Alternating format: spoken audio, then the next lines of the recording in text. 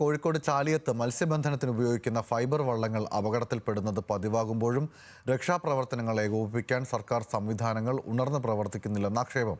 കഴിഞ്ഞ ഒരാഴ്ചയ്ക്കിടെ 3 ഫൈബർ വള്ളങ്ങളാണ് അപകടത്തിൽപ്പെട്ടത്.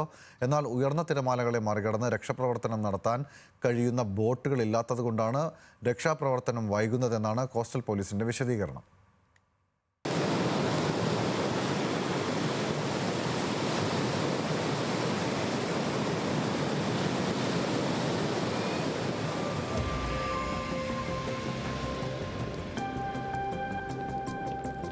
ചാലിയം ഹാർബറിൽ കപ്പൽചാലിന്റെ ആഴം കൂട്ടുന്നതിന്റെ ഭാഗമായി എടുത്തുമാറ്റുന്ന മണ്ണ് നിക്ഷേപിക്കുന്നത് ഫൈബർ വള്ളങ്ങൾ പോകുന്ന വഴിയാണ്.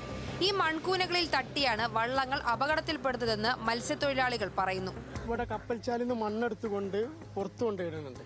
അവിടെ മണ്ണ് ഇങ്ങനെ കുന്നുകൂടിയിട്ട് മാടയിക്കാണ്. അപ്പോൾ അവിടെ ഭയങ്കര ബുദ്ധിമുട്ട്. നമുക്ക് പോകാനും വരാനൊക്കെ ഭയങ്കര. ഇപ്പം ഇന്നിപ്പോൾ ഒരു തോണി 4 ആളെ കാണാനില്ല. കുറേ കഴിഞ്ഞിട്ട് പണിക്ക് പോയ വള്ളക്കാരാണ് ആൾക്കാരെ രക്ഷപ്പെടുത്തിയത്. അപകടമുണ്ടായാൽ കടലിൽ കുടുങ്ങുന്ന മത്സ്യത്തൊഴിലാളികളെ രക്ഷിക്കാൻ കോസ്റ്റൽ പോലീസോ കോസ്റ്റ് ഗാർഡോ അടിയന്തര പ്രാധാന്യം കണക്കാക്കി രക്ഷാപ്രവർത്തനത്തിന് എത്തുന്നില്ല എന്നാണ് മത്സ്യത്തൊഴിലാളികളുടെ പരാതി. പലപ്പോഴും സമീപത്തുള്ള മറ്റ് ബോട്ടുകളിൽ നിന്ന് ആളെത്തിയാണ് രക്ഷാപ്രവർത്തനം നടത്തുന്നത്. ഒരു ബോട്ടെടുത്ത് അതിൻ്റെ ഒത്താൻ കിടക്കണം, അതിൻ്റെ പുറത്തേക്ക് പോകണില്ല. അതിൻ്റെ പുറത്ത് പോലെ ആൾ രക്ഷപ്പെടുത്താൻ കഴിയുള്ളൂ.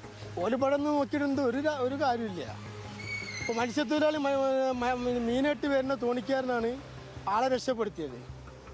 മീനായിട്ട് വരുന്ന ആനങ്ങാടിയുള്ള ബർക്കത്ത് വള്ളത്തിൻ്റെ തോണിയാണ് ഈ 4 പേരെ രക്ഷപ്പെടുത്തിയത്.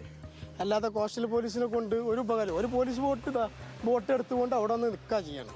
ഒരു കാഴ്ചക്കാരായി നിൽക്കാൻ ചെയ്യണം. മത്സ്യത്തൊഴിലാളിക്ക് 2-3 തോണി ഇപ്പോൾ നഷ്ടപ്പെടണം. ഇവിടെ കടലിലെ ഉയർന്ന തിരമാലകളെ മറികടന്ന് രക്ഷാപ്രവർത്തനം നടത്താൻ വേണ്ട ബോട്ടുകൾ ഇല്ലാത്തതാണ് രക്ഷാപ്രവർത്തനം വൈകുന്നതിന് കാരണമെന്നാണ് ആരോപണത്തിൽ കോസ്റ്റൽ പോലീസിന്റെ വിശദീകരണം.